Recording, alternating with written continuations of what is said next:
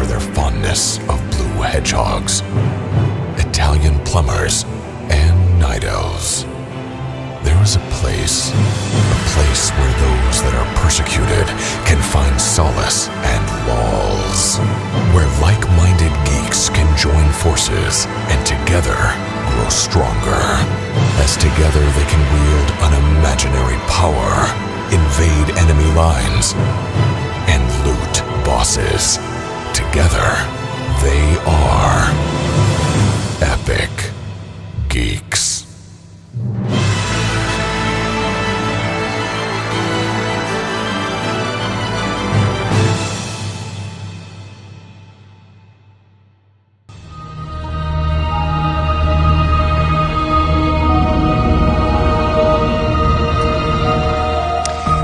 Welcome, Gamer Geeks everywhere, to the Epic Geeks podcast. Today is Friday the 27th of June 2014, and this is episode number 14.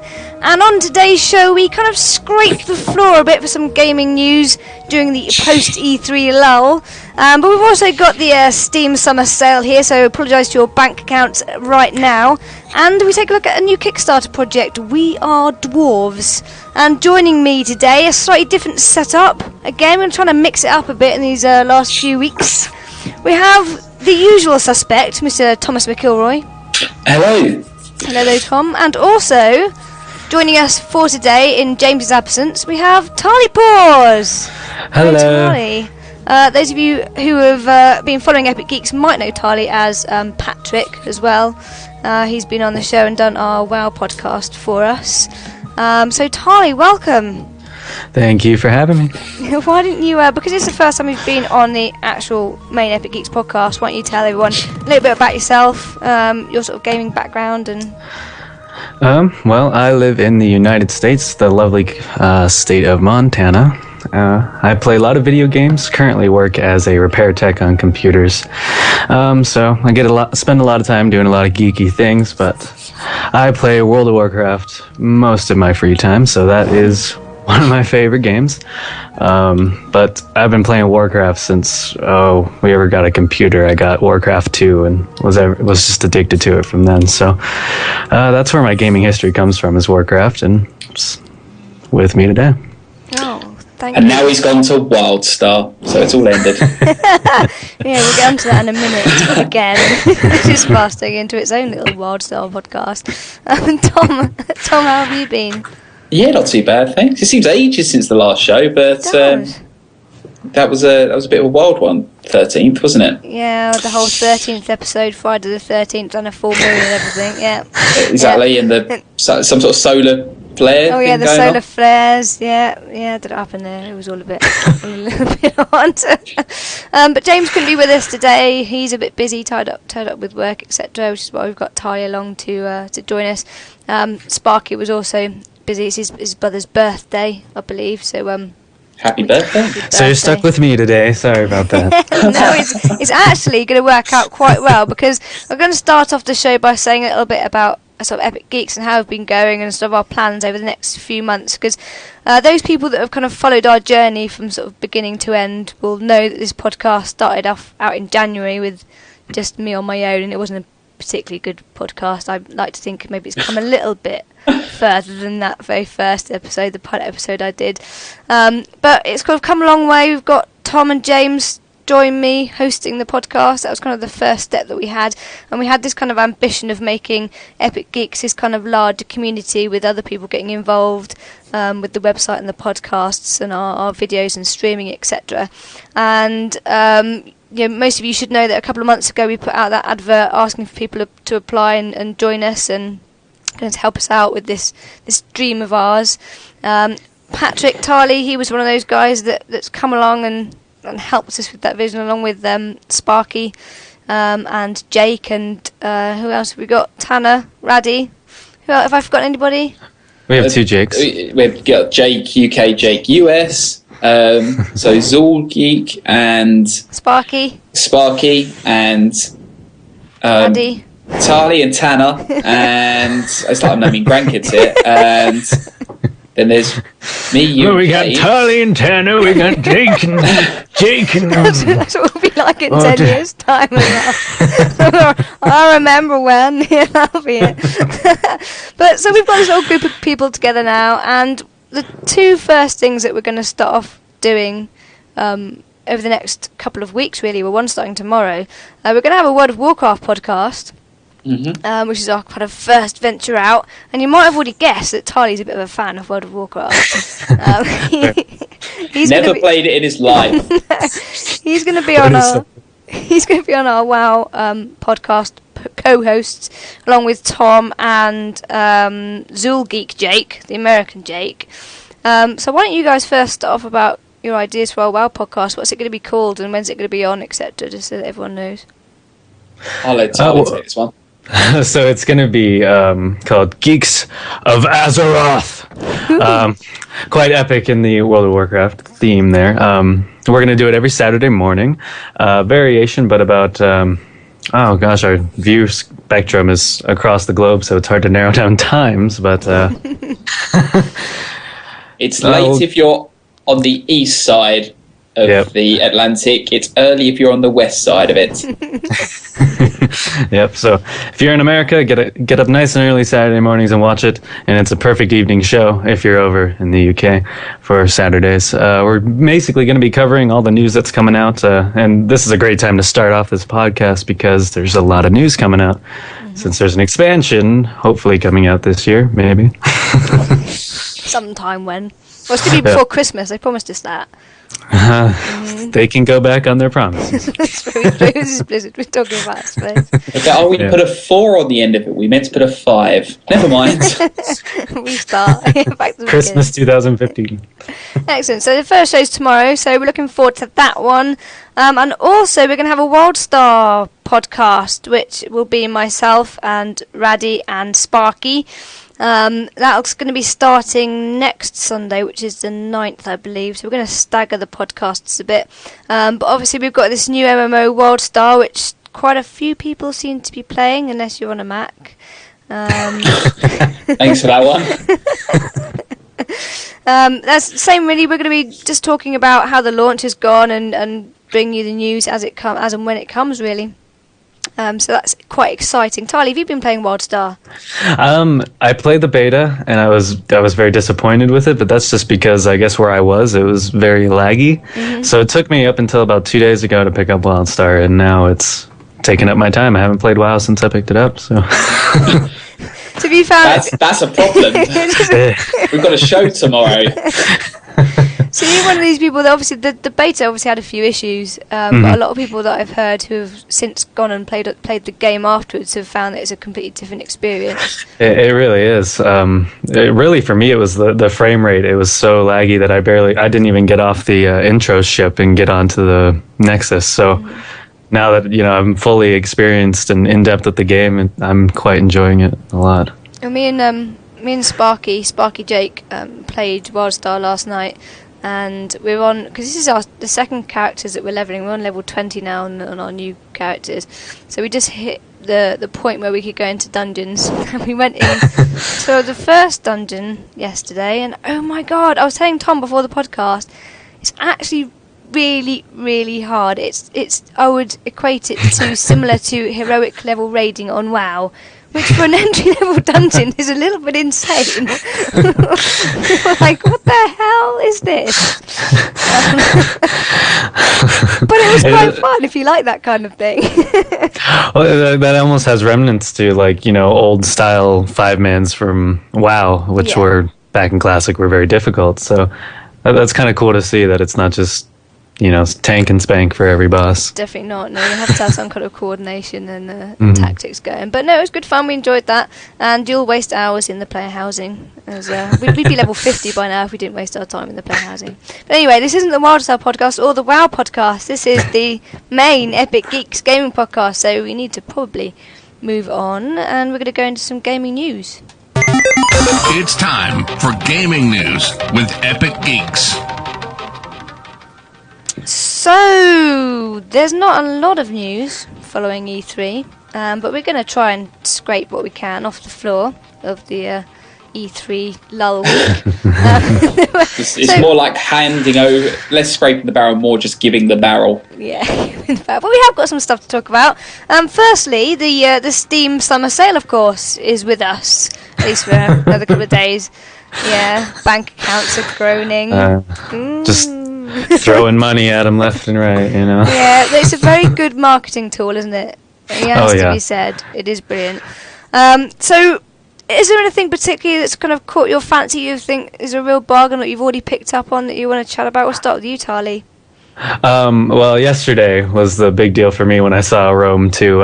I'd really been waiting for that one, hoped it would go up, and so Rome Total War went up yesterday, and it's still available for today for 66% off, and I love that one. That one's been a good deal, definitely worth it to me. Yeah, that is the one that I'm going to go straight to. When I saw that on the show notes, I'm like, right, I'm going. We've been talking about this for a few months, actually, Rome Total War. And, I'm going to go and get that one. £10.19 if you're in UK, or $17.30. So that's kind of nice. What about you? That's based on my awful conversion. I have no idea if is it that price, Tarley? It is actually $20.37. Ooh, it's more expensive. Google lied. No, and being a Mac user, I'm kind of limited. I have to click that little box at the bottom that says Mac Games. I will be getting a PC. It's just a question of when as opposed to if. But obviously, it won't be before this sale ends. But Rome 2 was the first one I saw. It peaked out. I mean, that's incredible.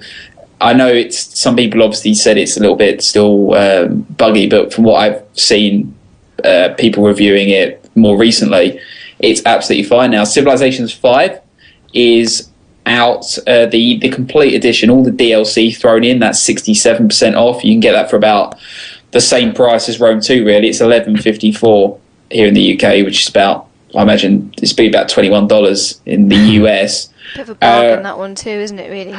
Actually, Civ 5 here in US is $7. What?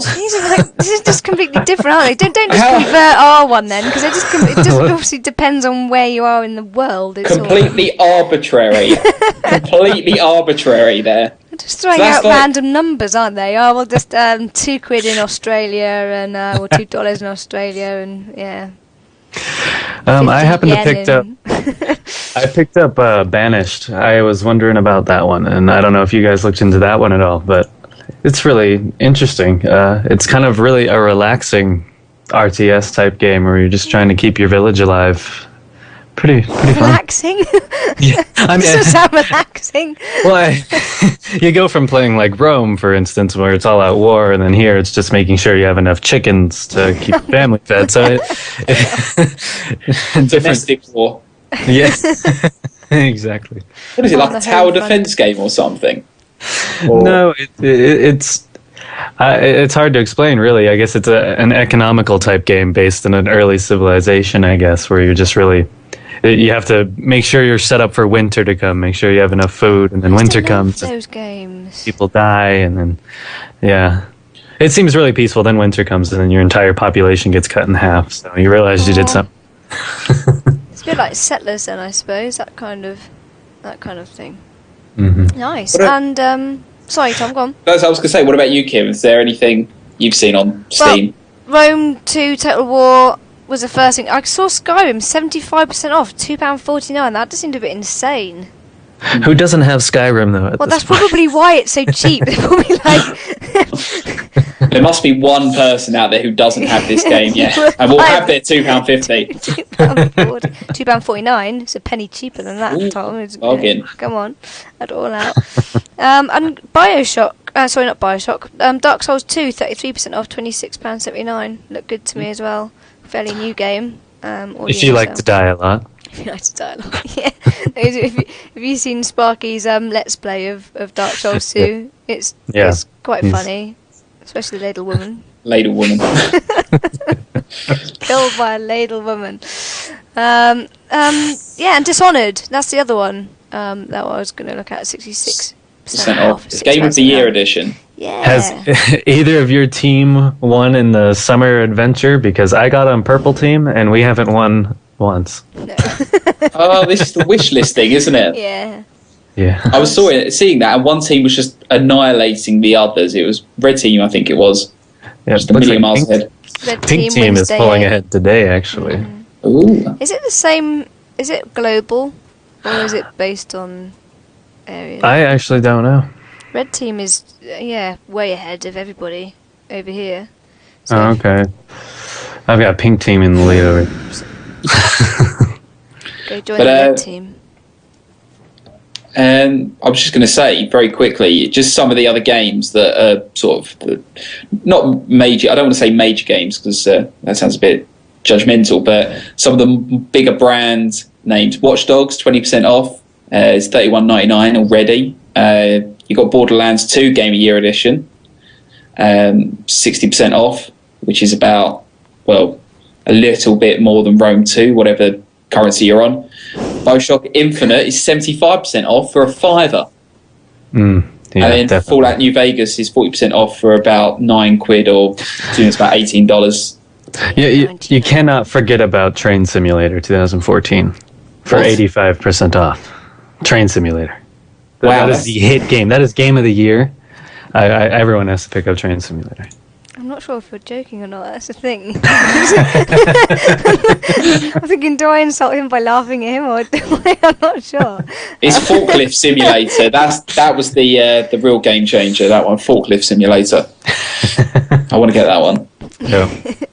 Well, obviously, with it being the Steam Summer Sale, the deals are constantly being updated. We're on, is it day 8, day 9, day 8? I think it's day 8 Day now, 8. isn't it? So, Day 8. yeah, loads more to check out, including Space Run, it's here on the show notes, which is an indie twist on the tower defense game. Explain. Yes, Worth checking out. it was one I found when I was searching around. It's one of these games that I can't play, but It's a PC game and not a Mac, then. If you're listening and you're browsing through Steam, just type in Space Run into the search bar and just look at it. It is really quite incredible. It's tower defense, but it's a bit like, imagine a game that was based on doing the Kessler Run in the Millennium Falcon. You have certain parts of like a ship. Your ship's a bit like how can I explain it? Like a tiled floor, and you can build turrets and power station, things like that, all sorts. And So like FTL kind of. it is exactly like FTL, but you just don't have a crew. You just don't have a crew, and you drive along, and asteroids come at you, different ships come at you, and it's your job to obviously blow them to bits. So that just check it out, because it was incredibly awesome looking game. It's just not for Macs. It's not been out long either, is it? 13th of June it was released, says here. And it's already been reduced as well. It's already in the Steam sale. Fast So and safe delivery. Nice. Awesome. Is there anything else you want to say on the Steam sale, or should we just move on? Transistor, just point that out real quick. It's on sale today for 25% off. If you liked Bastion, you should definitely check out Transistor. Excellent. So, next up we have the second Titanfall DLC is expected around September, followed by a final DLC in December, which is a little bit controversial, as me and Tom were discussing before the podcast. So, the second and third Titanfall DLC packs will be released around September and December respectively. Respawn co-founder Vince Campella has said, with the first DLC, Frontier, including new maps, Runoff, Swampland and Wargames. We have 3 DLC packs coming, one of which has been released already. Zampella told CVG at E3 earlier this month, or a couple of weeks ago, wasn't it?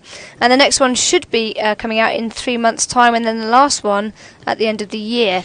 So they're free updates, which we're doing also, like the next one, which adds 2 new game modes, voice packs, and Titan emblems.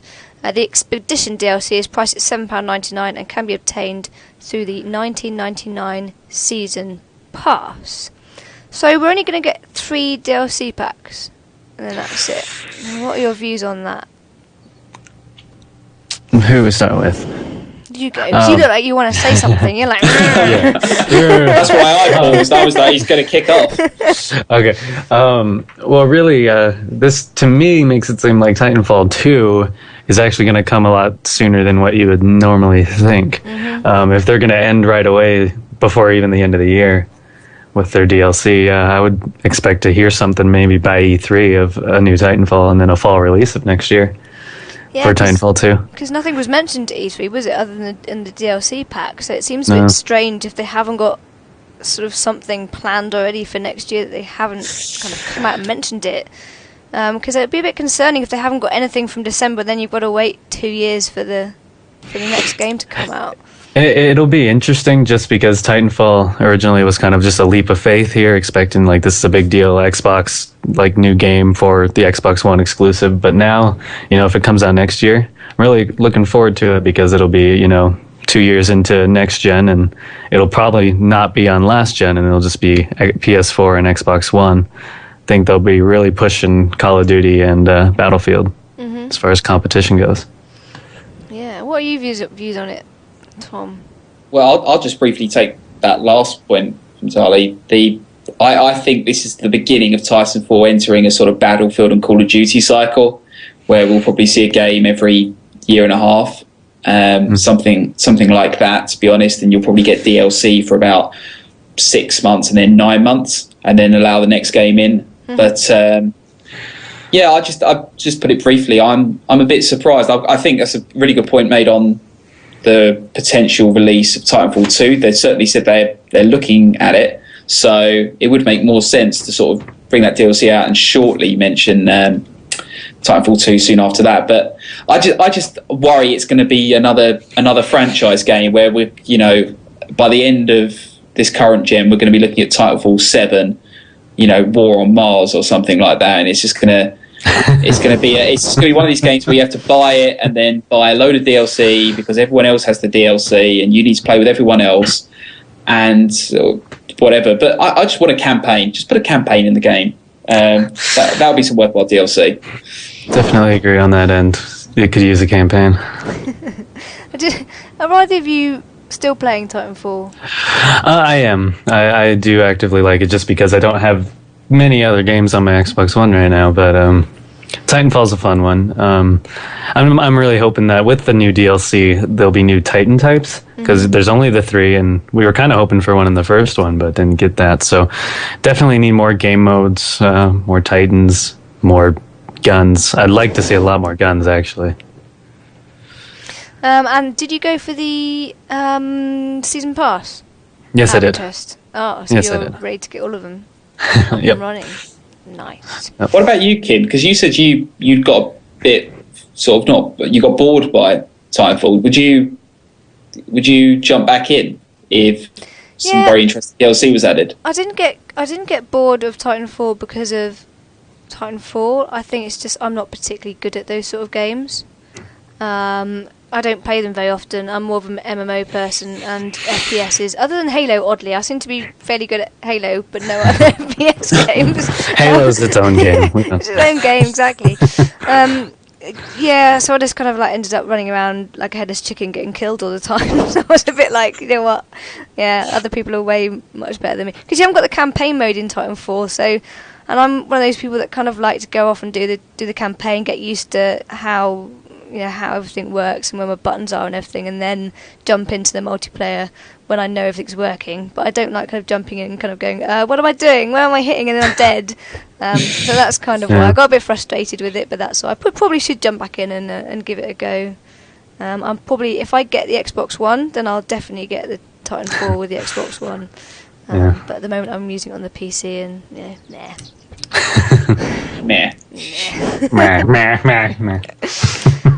So moving on then, Platinum Games interested in making Bayonetta 3 apparently as another Wii U exclusive. Do you want to jump in and explain this one, Tom? Yes, well, obviously, as many people know, Nintendo announced, or didn't necessarily announce, but we saw Bayonetta 2. It's definitely well and truly on its way. And the director of Bayonetta 2 has said that the developers would love the opportunity to work with Nintendo again to make Bayonetta 3 on the Wii U. At the moment, Bayonetta 2 is exclusively on the Wii U, which is something I think Nintendo has done amazing with. But in an interview with CVG... Go on, say it. Yeah, I'm trying to pronounce... I have to take a run-up with these things because I'm never good with pronunciations. It's Yusuke Hashimoto. Oh, well done. if I said that too quickly, it would have come out as French. Spoke of how Nintendo has given Platinum Games the freedom to create what we had originally envisioned. And he said, we started out with a fundamental freedom, with Nintendo telling us to go and create the game as we saw fit. But as the game started to take shape and we were starting to put all the pieces together, they were able to point out some things that we didn't realise ourselves. That was really helpful for us. And he goes on to say, in terms of nurturing the content of this game, there's a lot that we learned from Nintendo, and if possible, we would love to do it again and keep nurturing our child.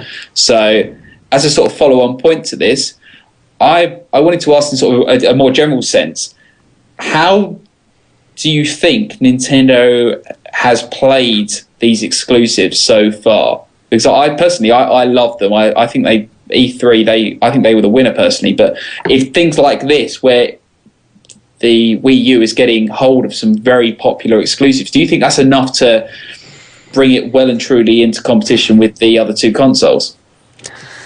I think it depends on whether they've already gone too far behind, really. I mean, things like this I think will definitely try and, people, especially you get the hardcore gamers that will see games like this and will want to go out and buy the Wii U if they haven't already. But whether it's enough just to get your normal gamer just to go and get a Wii U, I'm not so sure. What do you reckon, Tarley? I really like what Nintendo's doing, and when you have to think of it, it's not like a competition between Nintendo, Sony, and Microsoft. But Sony and Microsoft are doing their own thing now from what Nintendo's doing. And Nintendo, from what I picked up at E3, I think they've really found their strong points, what they're good at, and they're going to keep marketing that, and they're going to keep going with what they're good at. And I think that's really good. So if they keep making these games that look really appealing, like I myself, I had no interest in the Wii U until this E3 when I'm seeing, Smash Bros. And Mario Kart 8 and the new Zelda. That looks incredible. And now the possibility of an N64 emulator on it. All of these things coming to the Wii U definitely has me interested. Yeah, I think you're right. Actually, it's a very good point of probably we need to start looking at Nintendo as a separate entity now, because I think they've given up trying to compete with Sony and Microsoft, because they are going down a completely different path, aren't they? I think we mentioned on the last podcast that it kind of, some of their games are almost appealing to the younger market.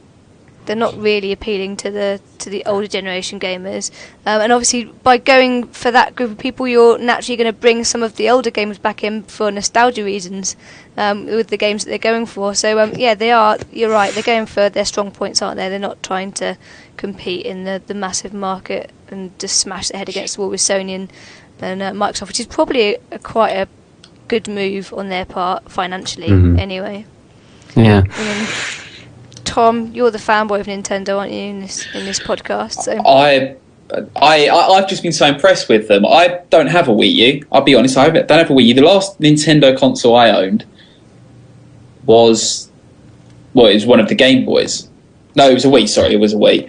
But I think it says something. In fact, I forgot that for a moment. But I've just been so impressed by how they've approached the games more lately. I was really impressed by how they stood out in the conferences by just having their own thing and just basically saying, "We're Nintendo. This is."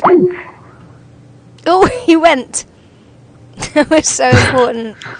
We've got Sparky in the chat room from his brother's birthday, so you better come back quick, otherwise we've got a co-host ready at the moment. Hurry back, Tom. He's not coming, is he? Oh, that was quite an interesting point as well. He was finishing off there. Oh. I am back. Welcome back. That says it all. We're going to get Sparky into cover. Were you really? Sparky had his hopes up there for a second, I bet. No, where did I get to? I don't even know where I get to. I'll sum up very quickly. I'll end, because I made an amazing point, but it won't make it ever to this show. No, I just think they've done an incredible job of just forming their own identity again. I think relevancy, as you said, Kim, was such a hard thing for them, and they've always done really well with the gamers that will be, but not necessarily as well with the gamers that are. And there's a topic we'll come on to a bit later where I think they will do really well to bring back some of those gamers. But I won't say this year, but if they keep up this level of momentum, I think certainly by the E3 next year, I probably will try and get an EU. Not EU, Wii U. You're gonna Too get much European politics on. yours. I will have a continent. And your webcam's cut out as well. What's going Oh, on? has it? Oh, I'm back. Well, at least we have the lovely picture to represent you. Yeah, little Oh, it's smiley awful. Tom. It's Yeah. awful. There we are. The streamers are loving it. This is what this is. I told you. I said your Friday the 13th stuff will get us on episode 14, and it has. Yep, following on, and yeah, well, whatever. So, moving on then, fairly swiftly before Tom cuts out again. Microsoft have increased the Xbox One's graphical capabilities. It seems that the pricing wasn't the only motivation for Microsoft scrapping the Kinect, with developers now having full access to Xbox One's GPU. Is Kinect's gaming now well and truly dead? That's the question. Are they gonna bother? If most developers choose better graphics over Kinect, who would choose the vice versa? Well, it's a good point, isn't it? If you've got the option of going with the Kinect or better graphics, what would you go for if you were a games developer? I suppose it really depends on what you're developing, doesn't it? Because if you're going for the Kinect, you've got the sports games, obviously they're always going to go for Kinect. But if you're going for the more sort of mainstream games, I think you'd probably go more with the graphics. At this point, I really feel Microsoft has kind of really pushed aside their feeling of the Kinect. I mean, when you saw from their views at E3, they briefly mentioned Harmonix, their Disney game that involves Kinect, and that was it. There was no other mention of a Kinect game whatsoever. And I think that's pretty interesting. If I was a developer that was putting my all into the Kinect, if that was kind of with the Xbox One coming out with the Kinect, you thought, right, that's what I'm going to jump on, this is what I'm going to develop my game for, would you feel a little bit disappointed now that all of a sudden that's been taken away from you, and with obviously the price dropping, people now buying the Xbox One are more likely to buy it without the Kinect, so your kind of potential market is also depleting with Microsoft's lack of interest? Even as a consumer, I almost feel disappointed just because now I have a Kinect that's sitting up on a shelf not being used, Tom, see, you've kind of gone from this Xbox One fanboy to moving over to the PS4, haven't you? Because I suggested this topic. Yeah, it's just to sort of explain for anyone who hasn't sort of caught on to what we're talking about.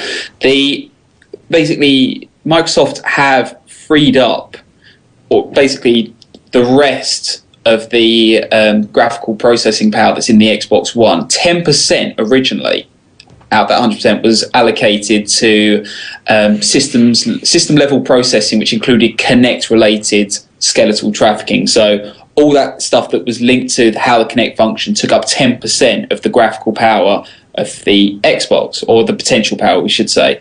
And basically Xbox have said, well, we're going to let developers now design their games to use 100% of it because, just because. And in my opinion, I honestly believe that they've just given up on the Kinect. This is it. They're not going to officially say we've stopped it. They're just going to let it just die in a corner or on a dusty shelf somewhere, because it's not their market. In a way, it links back to what we said. Motion gaming is just not where Sony and Microsoft are. It's whereas we said Nintendo isn't really trying to infringe on the other two, vice versa. I think they've realised motion gaming is not their market. People don't want it. If they want it, they want it to work really well. You can't be on the prototype level. And I think this is a really smart decision from Microsoft, because it does give developers a little bit more freedom to play around with. 10% is a massive jump, but it's just another sort of slap in the face to those original investors and buyers, because now they've exactly they've now it won't affect it if your Kinect is plugged into your Xbox. It won't affect it so much, but it now says, well, that Kinect thing you bought with your Xbox originally, it not only is it kind of obsolete, but it's kind of holding your system back. And so now you've kind of got a heavy chain and ball with your console that you paid more for. So I just think Microsoft isn't doing well to sort of communicate its long-term intention. It has scuffed around, and they've managed to somehow navigate past the DLC failures of last year. But it's there's always something they're stumbling over, and I think at the moment they've just got to get over Kinect, and then we'll see what else they've got to play with. Yeah, I kind of myself see a complete opposite this generation of what happened last generation, where the last gen, the Xbox 360, just took off and was the major through the markets up until the very end when the PS3 finally started outselling it there in the last couple of years. And I think it's kind of going to be the exact opposite this time around. Mm-hmm. I think Microsoft has a lot to work out before they're going to be taking over the PS4 as far as sales. Yeah, Sony have just got their marketing spot on, haven't they, for the last couple of years? So, which kind of moves us nicely into our next kind of gimmick. I still got to call it a gimmick. I'm going to show a little video as well at the same time. So I'm just going to switch over scenes. Hopefully this will work all right. Yeah, we're all still there. They are, with you two over there. I think so. Yeah. So Sony released Faces of Morpheus video, which I'm going to play in the background while we talk about this. Basically shows people going crazy at their VR experience. At E3, people got the chance to stick on Project Morpheus, the headset. Do you know what? I have really bad memories still from Rezzed. I'm not surprised. That was an awful experience, to be honest, in some respects. Yeah, I'm kind of hoping that that they're going to sort out. Well, Sony at least are going to sort out the motion sickness and the headaches issue. We obviously, the reason I haven't said the name is because my brain has just gone completely, and I can't remember what the other virtual Oculus Rift. Thank you very much. I was trying to keep talking until it came into my head, and it wouldn't. I just kept thinking Morpheus. So Tom and I got a chance to have a go on the Oculus Rift at Rezzed. And I have to say, it was the worst experience I've ever had. I felt sick for 2 hours afterwards. And you weren't the only one. There was some guy in front of me who put it on for 10 seconds, and then he said, "I can't do this," and just walked off. That was the only reason I got to play it. But everybody in this video seems to be having a lot of fun. They still look silly. I mean, you could imagine walking past someone's front room with people with this on, just kind of like moving around doing that. What do you reckon, Tarley? Do you think it's going to be gimmicky, or do you think Sony will be the people to actually pull this off and maybe sort out all the issues with it? I think where it's at right now, it feels gimmicky just because both Project Morpheus and Oculus are still very much in their testing phases. Oculus specifically hasn't really found that perfect high definition screen for their project, whereas I know Sony is very up there in what they can do with their display technology, so I think that's going to be a good helping hand for them. But as far as it being a gimmick, I got to play around once with the Oculus Rift, and I quite enjoyed my experience. I played a horror game, and I was sitting down, and I was so immersed in it, and I was so terrified. I thought that was a great experience for me. I'd imagine actually for a horror game, it would actually be very, very interesting, scary as anything. Yeah, it really puts you in there when Slenderman literally feels like he's inches from your face. We just kind of had this puzzle, didn't we?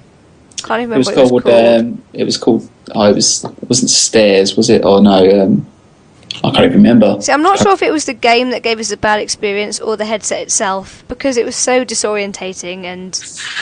That's what I've heard. Like, I've seen people who did the roller coaster, for instance, that was really disorienting to them because they started standing up and it was just a lot of movement. But like my experience, where I was first person, just kind of walking around in the dark in the forest, and it was slow paced, I didn't really feel all that sick from it. So it could just be some stuff they're working out.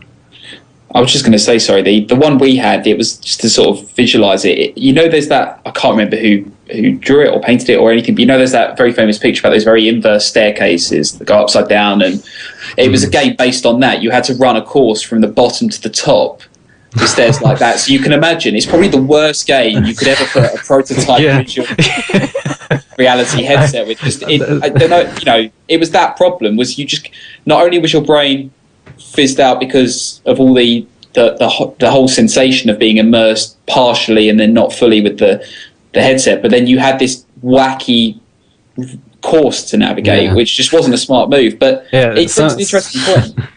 Some games just don't seem like they're meant for the virtual reality type of experience. Exactly. And I think there's a line's got to be drawn somewhere, because there are some games which love immersion, but you can't.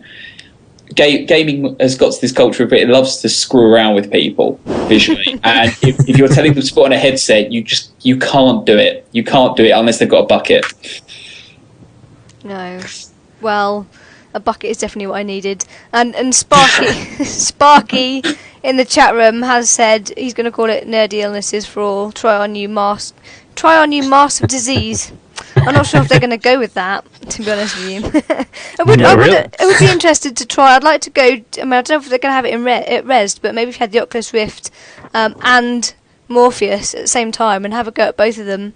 Especially if they had, I suppose they wouldn't have the same game because they're both sort of going in their own directions and working with their own developers. But it'd be interesting to try the two of them and kind of see how they're developing separately. Because obviously Oculus Rift have been developing this for a lot longer than Sony have.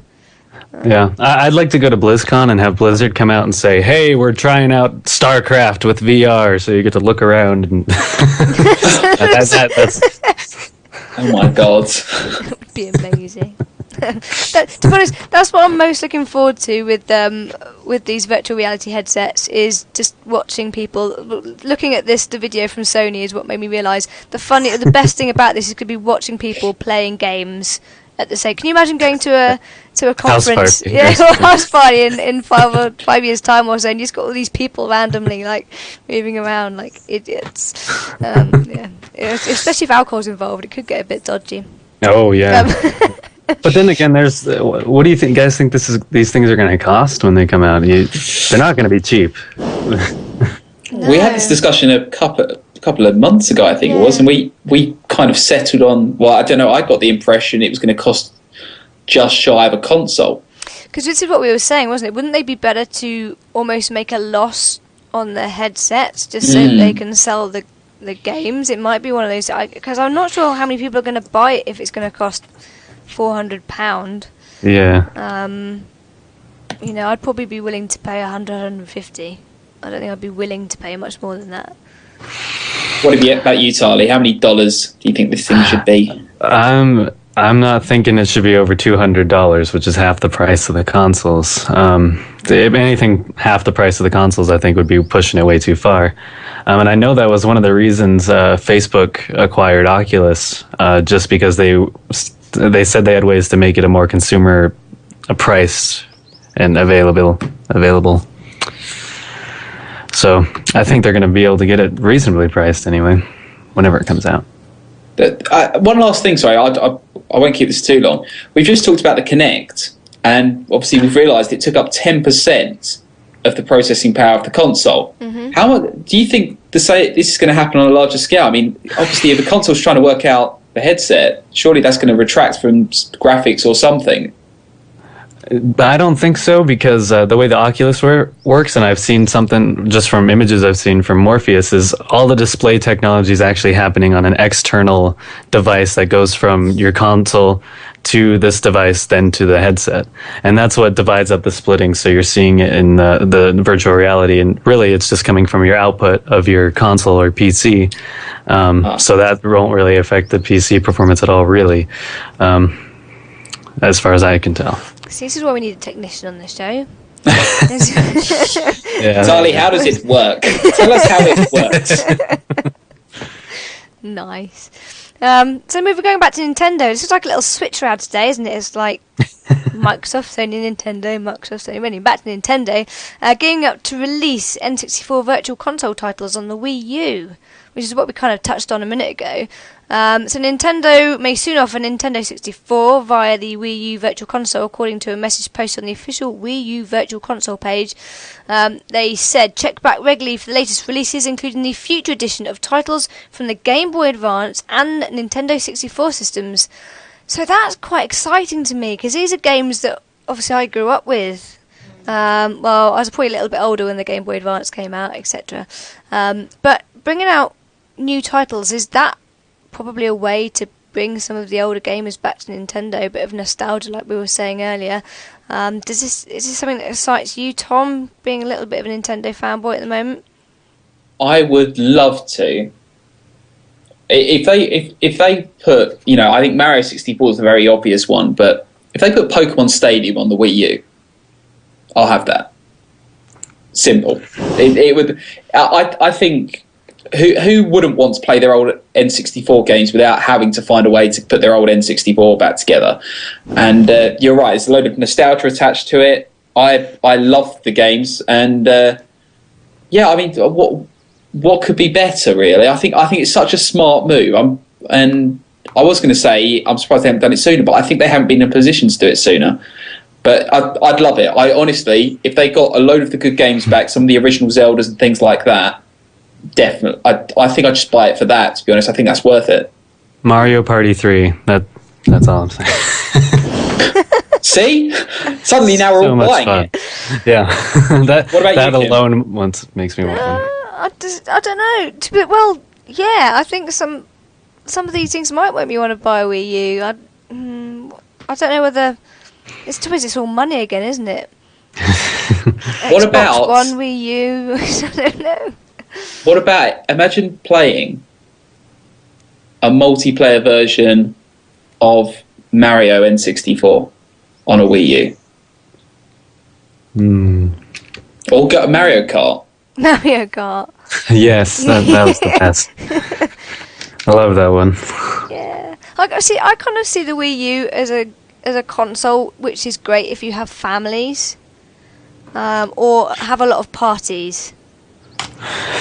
Right, You know what I and mean, I see it that way too, honestly. I mean, it's more just like a party game or nostalgic game type of console, but when you think about it, it also isn't as expensive as the hardcore gaming consoles either. I don't know. I think for what it does, I think it's at a fair price point. Sparky's going mad in the chat room. He's What's he gone, saying? no! Don't explore all nostalgia. Treasure the memories. His Repress remakes them never into the live back up of to your the mind. rose-tinted glasses. Bless Sparky. Oh well. Well, we'll move on then from the nostalgia. No. Okay. Best thing. Sparky deems it so. Let's go. Well, we keep going on about Nintendo. I think only time will tell whether they have, turned around people's opinions. I think maybe, if we wait until after Christmas to see if their sales have picked up, that's probably when we're going to know, aren't we? Because that's when people are going to start picking it up again in the lead up to Christmas. So, come January, we'll have a discussion again on whether Nintendo have pulled it off. If they do pull it off, I'll mark that on my calendar. it'd be so good to see them do well, though, because then it'll prove to people that you can do it, and they'll make like an Adam Sandler film about it, and it'll be great.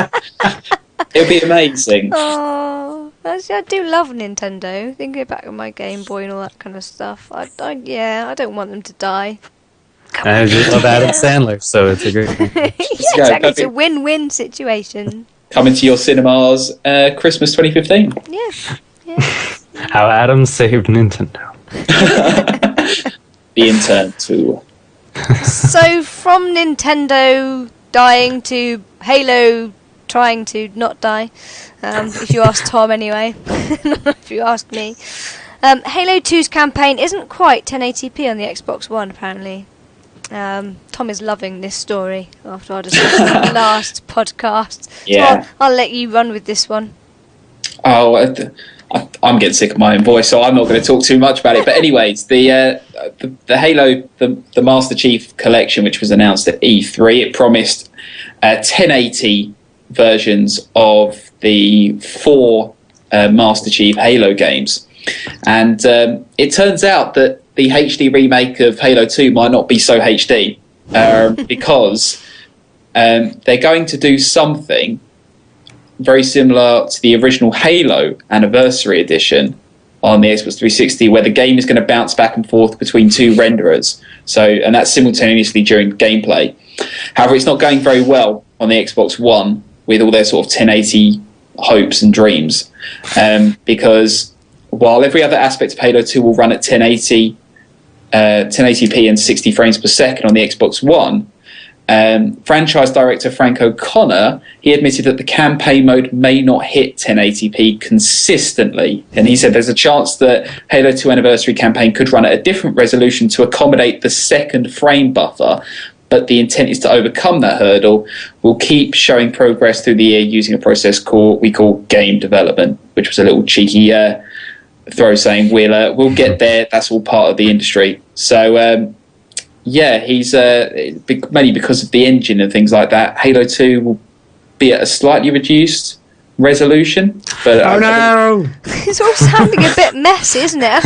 I know you said in the last podcast you were wondering how all this was going to work, bringing all these games to the Xbox One, and you're the technician, Tarley, so maybe you can help us out here. How difficult is it going to be for them to bring back these games on the Xbox One in HD?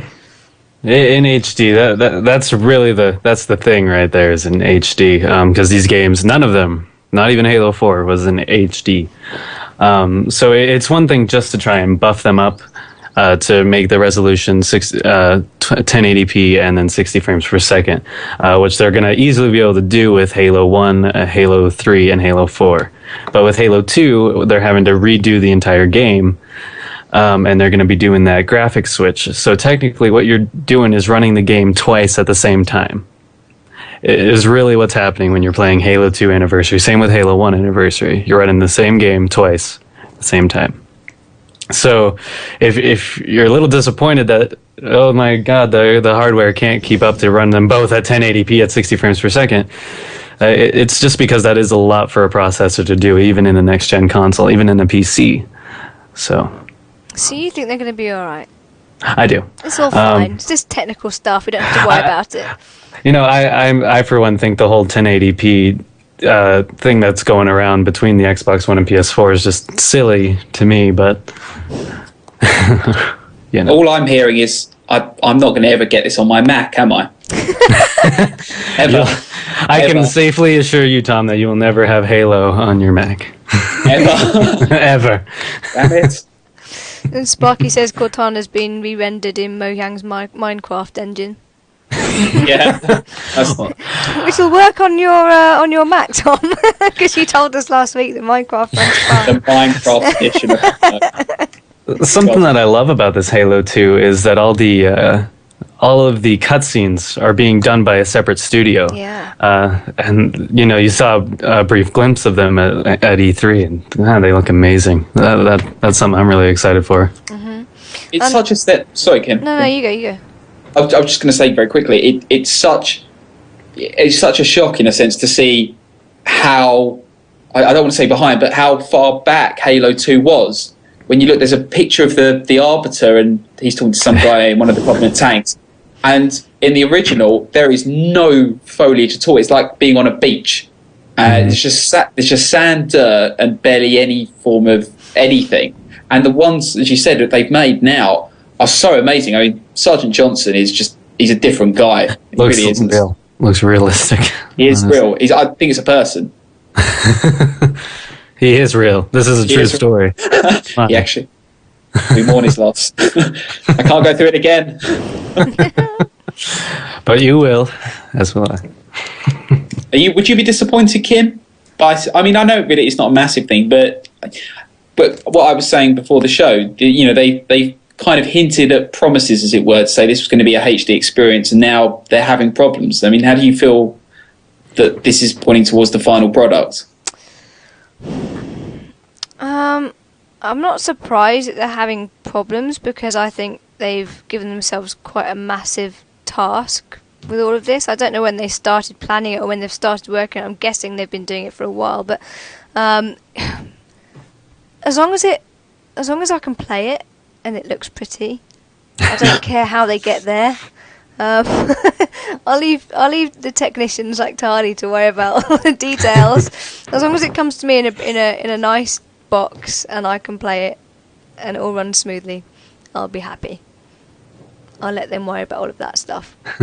Yeah, I mean, to me, this whole package deal, I mean, I'm sure you guys have talked about it, but I'm so excited about it just because of the nostalgia. Halo is one of my favorite franchises, so I'm not going to be too picky if it's not 1080p constantly. I just want to play them again. Yeah, exactly. And do you know what? After the last podcast, I've actually gone back and I've got all the Halo games for my Xbox. Laid them all out and I put them all in chronological order.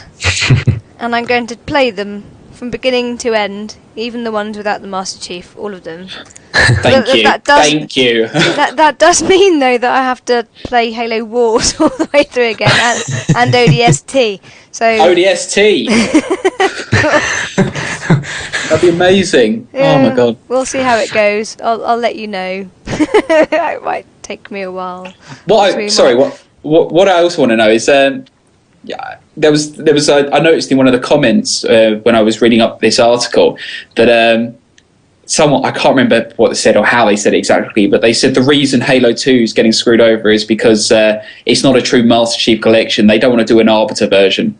So they'll do all the Master Chief in 1080 and the Arbiter will just be in really low res because everyone hates the Arbiter. So he'll be the Minecraft guy. Yeah. Can you go through that again? Did you guys enjoy the Switch in Halo 2?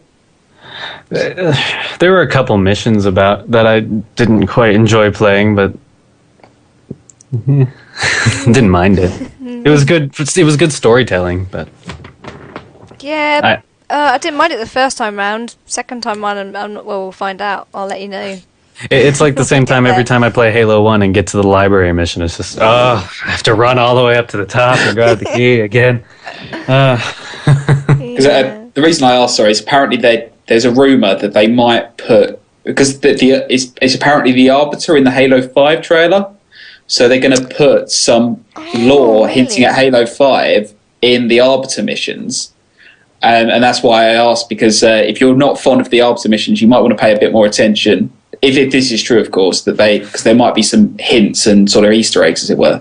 I hadn't even thought about him being in Halo 5, but it makes sense.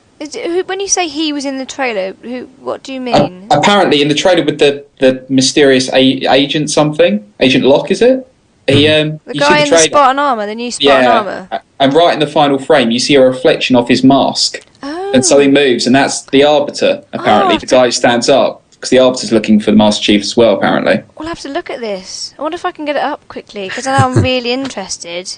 Check it out, anyone listening. If you haven't seen it, check it out, because it's hard to see, but it could work. And apparently that's his voice. The voice of who's talking about Agent Locke is the Arbiter's voice. They're the same guy. Mm-hmm. Yep.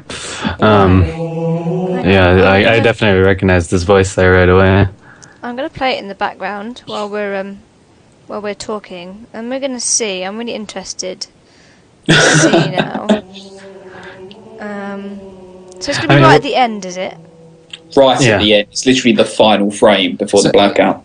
So was it just me, or did Halo 4 not feel as Halo as the rest of Halo? I know that's a very vague statement, but it's made by a different developer. Yeah, I'm really thinking this time around I hope they're delving more into it, can really get that Halo vibe back. I think this is going to sound a bit hypocritical, but I didn't think there was as much lore invested. I mean, you had the what was his name? The main bad guy. Yeah. And you had the Forerunner guy, and you had his sort of the Prometheans, but you weren't really learning about them in the same way the Halo games tried to get you to learn things. He just had a big nasty ship and was just blowing people up, and in a sense it was no different to ODST. It was shoot stop him. It was kind of just like a quick storyline, didn't really tie in with the rest of what was going on. Besides what happened with Cortana, but spoilers. We had this last week. It's fine. we know. Tom, don't lie. You finished it now. No. You kind of had the storyline with the Master Chief and Cortana, and it didn't really feel like it was a part of the other storyline, did it? Like you've had in the other Halo games. Right. Like they were so well interconnected, and I just didn't feel that with Halo 4. And they tried to get us to build that emotional connection to that guy who's the lieutenant, and then they didn't bother. I think something could have been done with the ship and that captain who was a bit of an idiot. I found it. You'll see it on Twitch in 15 seconds. You're right. Well, now it's there. If I go back a little bit. Yes. For those people watching on the stream, or Les the YouTube Arbiters. video later, he's there. Les Arbiters. Okay, so interesting, very interesting. Right at the very end, 1 minute 40 seconds. Go and look at the E3 Halo 5 trailer, and you will see the Arbiter. Well, so we got a little bit more of the storyline then potentially. Yeah, so I think even if you didn't like playing his missions, I think the fact that they're bringing him back is more, tying in with Halo, bringing back all the lore. As a character, I thought it was great. Yeah, and zombie Sergeant Johnson. He's got to come back as a zombie. Because everybody loves zombies. Apart Right. from me. We've had this discussion before, haven't we? I wouldn't be surprised if they brought the Flood back either, just because they can, but I hope they don't. If that happens, you know Guilty Spark's going to turn up somewhere. He'll be there, running around somewhere. Just Sellotape back together. yeah. Halo. I'm starting to think we should just start a Halo podcast as well. Because every week we talk about Halo at the moment. Anyway, well, you guys were going to do a little hour special, weren't you, of Halo 5? Is that still going to happen? Well, there was it's something we may do in the next few weeks as a sort of one-off thing. We were talking about doing a sort of topical show. A Twitch YouTube type thing. Yeah, that sort of thing where we just sit down and talk about a particular thing like we just have now. So I guess this is it. But no, this is we were going to talk about Halo and how the franchise was going and things like that. So we may do that in the coming weeks if we get a chance. I think it's a good idea. Make it so. Make it so. As Captain Picard would say. You can't mix laws. Sorry. That's for another podcast. Okay, so Tom. Batman Arkham Knight release date could be January. Mm-hmm. Now we saw this in E3. We talked about how good the graphics looked, and it looks like maybe the Batman franchise is coming back on track. And there's a rumour that the fourth game in Rocksteady's brilliant Arkham series, Batman Arkham Knight, is targeted a January 2015 release date if a slip-up from a voice actor proves accurate. We love the slip-ups from the voice actors. We've had them in Halo as well, haven't we? Kevin Conroy, the voice of Bruce Wayne in the Dark Knight in the Arkham series, let slip on a January release window in an interview with Groovy.tv. So these are little rumory type things that Tom put in for the end, didn't we? Which I quite like. Yes, they're just rumours based on what people are saying. In this case, it was Kevin Conroy, the voice of Bruce Wayne and the Dark Knight. He let that slip apparently in an interview. So as you just said, my fault. So if it doesn't come out in January, don't blame us. It's nothing to do with us. It's just a rumour. Blame Kevin Conroy. Yes. Mm-hmm. Yes. It's a bit like though when what was it? The voice of Master Chief said that the Master Chief edition was coming out. Yeah. Exactly, and then he went, "Oh no, I never said that." And then and he went, "Don't expect Halo 5 anytime soon. Probably next year." Yeah, exactly. He was proved right, wasn't he? The guy who does the voice generally knows. If he hasn't done the voice yet, the game's not coming out for a while. But no, that's what happened. The guy did Master Chief. He just said, "Yeah, I've basically finished recording." You can't deny the game's coming out. Then he said, "We finished recording." But it's coming out then soon. I've done the recording just in case they might bring a game out. I made it on my own. Just made up the script and take it. I sent it to them. Burnt a mixtape together of possible speeches you might need and sent it in. Yes. It's just him saying, "I need a weapon," over and over again. That's. I'm gonna make that my new tone for messages. We really are headed strong on Halo today. Yeah, we're gonna keep coming back. I'm sure my dog's just farted. It's nothing to do with games, but all the segues you could have chosen. And moving on to farting dogs. He's sitting there looking really innocent. Not very innocent at all. So what's the next rumour, Tom? Tomb Raider. It's yeah, it's actually good. I was going to try and segue out of that segue, but there's no way to do it. Rise of the Tomb Raider. This is more an Amazon-based rumor. Nothing's been announced. However, Amazon have slapped listings for the PlayStation 3 and Xbox 360 versions of Rise of the Tomb Raider up on its UK arm of the website. So that's the new one, the new Rise Tomb Raider game, that was announced at E3. And for Xbox One, PS4 and PC only. So now Amazon have stuck a old gen listing for it, which has fueled speculations that it might be part of the transition series. Or Amazon just messed up. Yes. I'm hoping they messed up just because I want the studio to do it the best they can with this game and not have to worry about doing a last gen remake.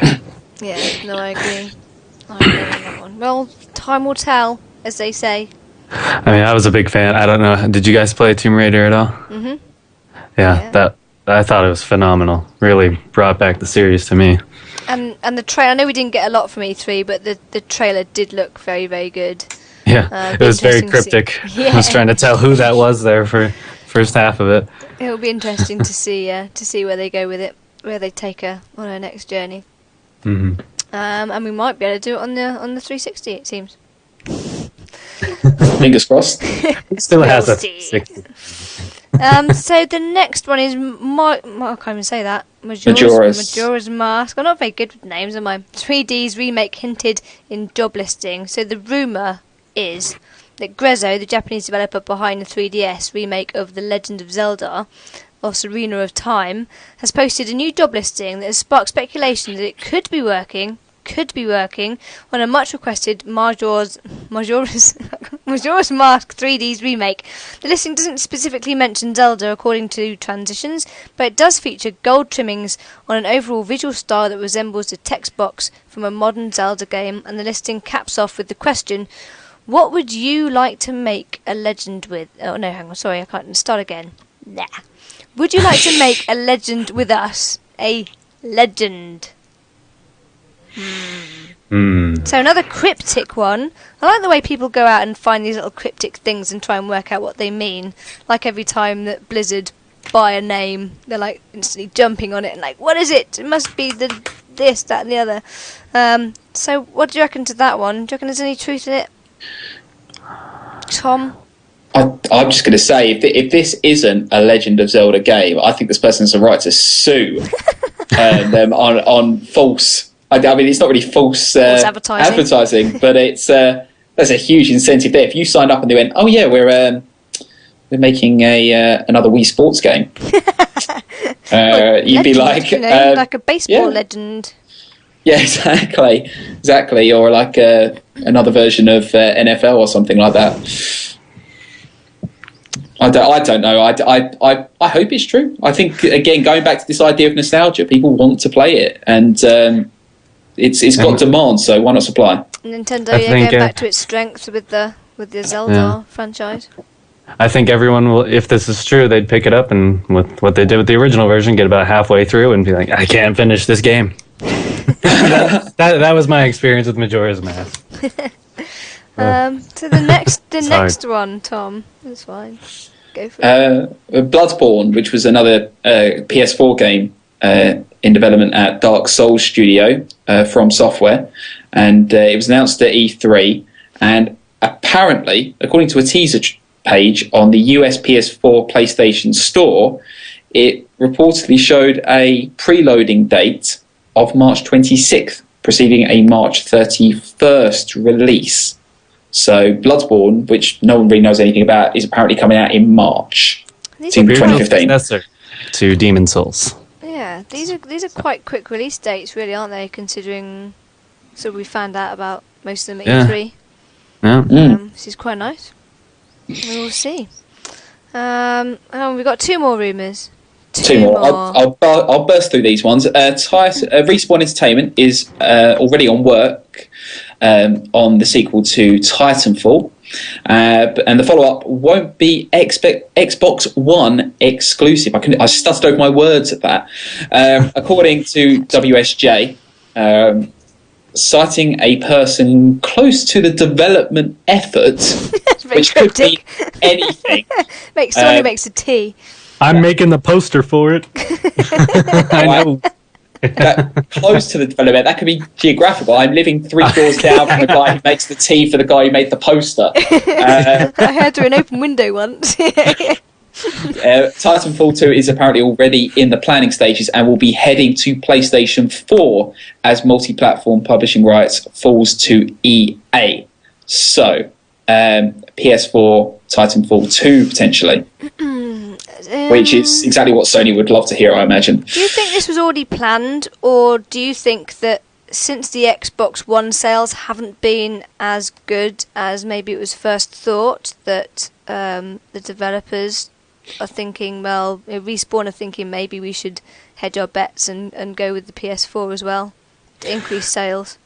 I've heard rumors about this, honestly, since before the first one even came out. That this was mainly just to be a big Xbox One pusher type of thing, but Respawn would definitely want to do PS4 just because the game is selling well for Xbox, but it would sell a lot better if it was multi-platform. So you think it was planned anyway, and it's I do. relevant on the sales of the Xbox One? I do think so. That's just my opinion, though. Okay. And the next one's quite a biggie, really, if it's true. With Halo 5 potentially going open world, and with Destiny being sort of an open world game, obviously it'd be quite interesting to have two games that are open worlds. The rumour is that Microsoft Studio 343 Industries played it safe with Halo 4, its debut Halo title, after inheriting the series from Bungie. But with that having gone down well, however, it is said to be going far bolder with its second foray. According to reports, Halo 5 will be more open world than previous entries in the series. So open world Halo, will that work though? Because we were talking about the storyline in Halo 4 maybe not being Halo enough. Are people going to like a more open world Halo, or do you think the people who like Halo would prefer to be guided in a direction? I think it depends on how open we're talking about when we say open world. I mean, if we're just talking maybe bigger venues, like just really big places to travel on your Warthog or taking a Banshee or whatever new vehicles they introduce, I think that'd be cool as long as the story remains fairly linear. If they try and make it RPG-ish, very open world questing and stuff like that, I think that'd be too far from Halo and it would just be too big of a step. What do you reckon, Tom? I'm not liking it, to be honest. I wouldn't. The thing that ties into my nostalgia of Halo, the thing that keeps me going through the franchise, part of it is the I don't know the word, linearity. I can't think of the word I'm looking for, but we'll go with that. If it's a word, I've made it up. Patent. Anyways, so it's. I'm not sure. I just think open world lends itself as well to too many development pressures, which can subtract a lot from other areas. In the past, you've seen that. I don't want to see Mass Effect, the Halo version. I don't want to see that. That's not Halo. That if I wanted that, I'd play Mass Effect. As Sparky says in chat, it's hundreds of square kilometers to teabag. It's very true. Yeah. But I completely agree with what you're saying, Tom. It would just really break Halo if it was open world, really. Yeah, and what are you going to do if we say it was as open world as Red Dead, for example? What are you going to do as the Master Chief? Well, here's Cortana with a quest symbol above her head. Go talk. Go talk to Arbiter over here, and let's go out to police this. Halo poker. Set up your campfire. Jump on my Warhog. And I don't want to see anything like multiple choices either, like as far as option and multiple endings, stuff like that. They have to keep that linear to keep that story going too. So I don't want to see RPG elements really in Halo either. There's always been an objective canon with Halo, always. Yeah, and that's what I've loved about it. It's one of my favorite storylines across any game. So when they try and make it RPG-ish, I just hope they don't do that. No, I agree. Right, so we'll move on then to our last topic. Again, slightly different. We like to mix it up a bit on this podcast, don't we? We don't stick to the usual kind of structure. So we're just going to go straight on to our relatively new segment, which we still haven't got a segment for. Sparky, you need to record the segment bumper thing, which is kicking the mule. I don't know why. It's still kicking the mule. I don't know why it's kicking the mule. But it's our little Kickstarter thing. Oh, I'm on the wrong page. Look, hang on. There we are. So the Kickstarter project that we are looking at today is called We Are the Dwarves. Engaging real-time tactics, PC and Mac game, Tom. Oh! And Mac. Yep. We have a little... Take my money! There's a little trailer there that will kind of run in the background while we start talking about it. It's only a minute long and there's no voices, so for the sake of the people listening later on the podcast, we'll just have it running there while we look at it. So this is made by a company called Whale Rock Games, which come from San Francisco, California. They've got a website which is wearethedwarves.com. And they're looking for $120,000 over the next 42 days, of which they've already got nearly $9,000 for it, so they've got some backing already. It's a story-driven, real-time tactical action game about the 3 dwarven astronauts, which is already an amazing concept in itself, in the Stone universe, developing for PC and Mac. So the game is about a trio of dwarves in the universe of the Eternal Stone. Depending on the player's tactics, characters can either fight or hide from their enemies. The hostile creatures have real senses. They can hear you, they can see you, they can even track your scent. And the world has so many mysteries that you just need to be a part of it all. And from what I've read, the actual images that we're seeing in the background on the video is actually of gameplay. So the graphics look very interesting. So the key features of the game, it's a single player, but you get to control either 1 to 3 characters, and it's a real-time tactical combat in a unique fantasy setting with stealth or slasher mode, depending on the player, active game, pause and sequence moves, with stack of commands and environment interactions where you've got natural traps, battlefield alterations, etc. Have either of you had a chance to sort of have a look at this before the podcast, or do you know anything about it already? I looked into it. Sorry, go ahead, Tom. No, go ahead. I was only pausing. I was just reading into it. I think it looks really interesting. The graphics, like you said, that's one of the key things that caught my eye, was just how unique it looks. That's what I like to see in new games coming out, when they have a definite visual difference between other games. And I saw that about this, and I couldn't quite tell what the gameplay was going to be like from the trailer, but I don't know, I'm definitely interested. Yeah, it'd be interesting to see a little bit more. I mean, they've also got a little bit of a cinematic trailer, which I'm kind of playing in the background. So they've already put quite a lot of effort into this game by the look of it. They're saying that they've got great graphics in an isometric game view. You're the technician, Tarley. What's an isometric game view? Am I being stupid not knowing what that is? My best guess is they mean it's like Diablo style. Okay. But don't quote me on that. Someone Google it. Someone Google isometric game view. Isometric, doesn't that mean it powers the Enterprise or something like that? In another universe. Probably. Yes, it's like kind of Diablo. Okay, yes. So kind of okay, got that. Yep. So it says a unique legend and in-game stories, and of course addicting gameplay. It's a very bold statement there, isn't it? You'll be able to control all 3 main characters due to active pause mode, or just one of them. You also can create a sequence of moves and abilities. Each character follows one by one, and the flow of the level will depend on you. It can be fast and furious, or considered and cagey. I guess that's depending on whether you like the kind of stealth game, or whether you like just going in and hitting people over the head with an axe. The environment of the world is full of surprises, from natural traps to the special effects of the stars, such as the pure darkness or cold. These peculiar stones, called stars, are the main source of benefits and troubles in the world. They have a mysterious power of dramatically changing the world around them. The enemy creatures also have an unusual look and some surprising abilities. We hope they'll help you to immerse yourself in the world of the Eternal Stone. They've kind of got this lore going on in the background. Tom, I forgot. I didn't ask you. Did you have a chance to have a look at it? I did. No, it's just as well. I was going to say exactly the same thing as Patrick. Just really interested in the graphics. Wait to see what the gameplay's like. That whole combat. It seems like they're pulling stuff from like Knights of the Old Republic and Dragon Age, like being able to pause the game, but it's also live action kind of a thing. Yeah. I've enjoyed that myself. So. I don't know. I think that's pretty cool. And they've got this See how kind that works out. The lore behind it is that these dwarves kind of jump into this starship in brackets. Yeah. It's kind of a drill. Spaceship dwarves. I mean.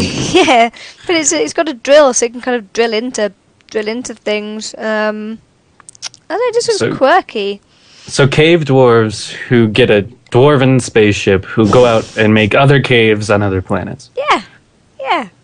Interesting. With engaging protagonists with drastically different abilities and tempers and a fantastic history behind them. So if we kind of look into these dwarves then, we've got little pictures of here. We've got Forza, who's not a very young dwarf, but there's still a lot of life in the old dog left. But yet apparently he's an engineer, a real fan of mechanics. So in the game you'll use him as a master of the technical abilities such as making and setting traps, building turrets and fortifications. His right arm is also mechanical to hold a powerful bombard shotgun. Can't even say that. Smash fist! Rah! Oh, and I got a text message at the same time. This guy loves to fight. He can't imagine anything better than a showdown. His home kingdom mostly consists of battle arenas, but his clan isn't hostile. They simply fight to improve the art of war. Smash Fist is sturdy and fearless and very optimistic. So he's basically a warrior character, isn't he? Goes around smashing things. And you've got Shadow, which I'm gonna guess is your rogue type character. Just going by the name. He is the most mystical character of the trio. Shadow is one of the disciples, very reserved. He has secret knowledge. His skills are mostly about stealth and teleportations. You see? Psychic. It's almost like I read it before. So on this Kickstarter, they've got some rewards to try and get people to back them. So if you're interested in this game, go along and have a look. Just search We Are the Dwarves on Kickstarter. Or go to their website, which again is wearethedwarves.com. Yeah, got that one right. You can start off the Kickstarter if you want to support them. It's $5, where you get some original wallpapers for contributing to the game. Go up to $10, and you'll also get a soundtrack. Oh, shush.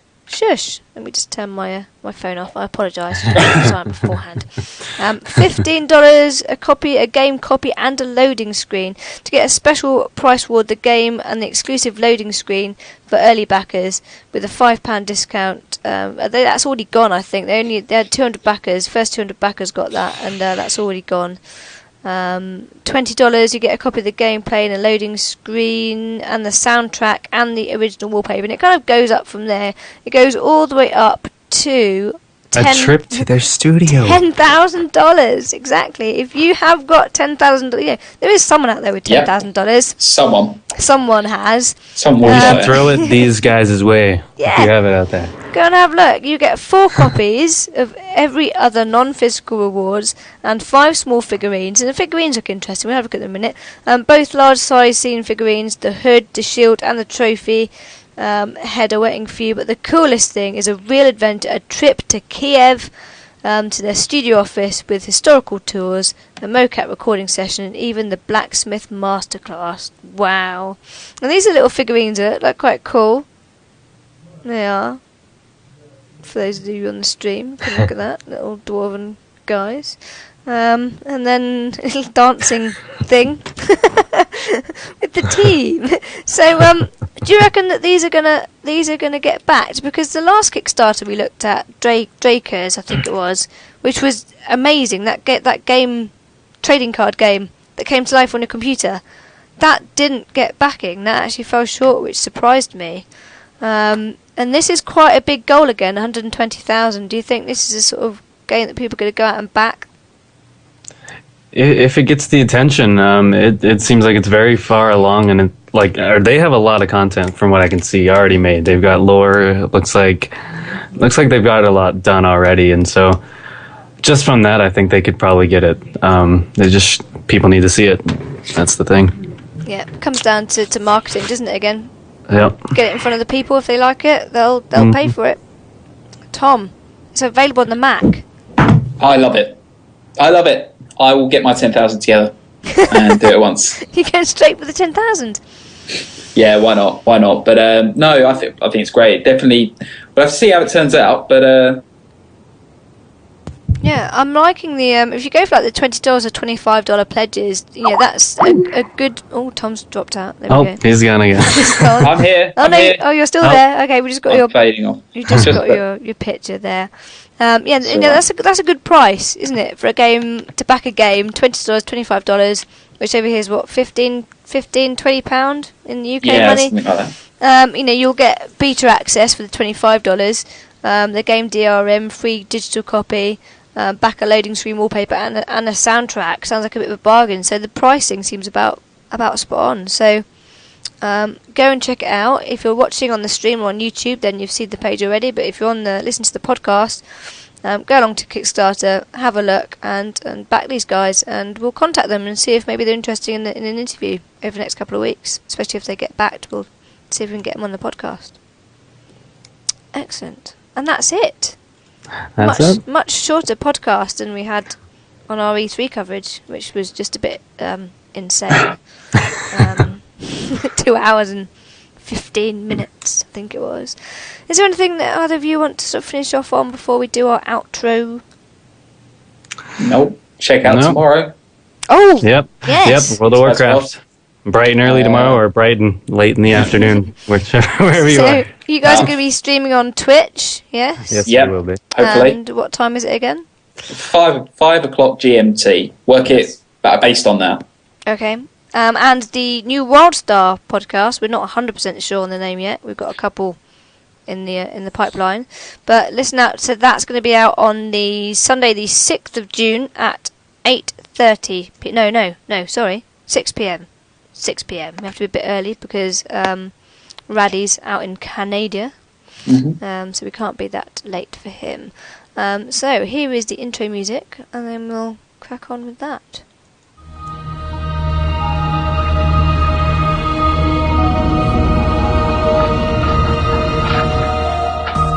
Okay, so thank you for listening to Epic Geeks episode number 14, which went much smoother than episode number 13. We got to the end without Twitch cutting out or anything.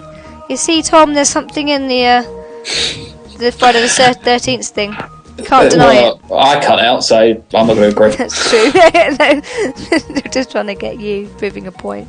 I'd like to thank Edwin Bryant for the music at the beginning. Not the music you're listening to at the moment. That was by somebody else.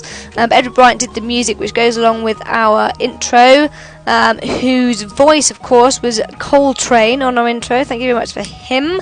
And any other shout-outs? Not really. We've done that. Techno Centurion. He's the guy that's doing our theme music that you can hear at the music at the moment. I can't speak anymore. I'm really thirsty and it's all gone out of my head.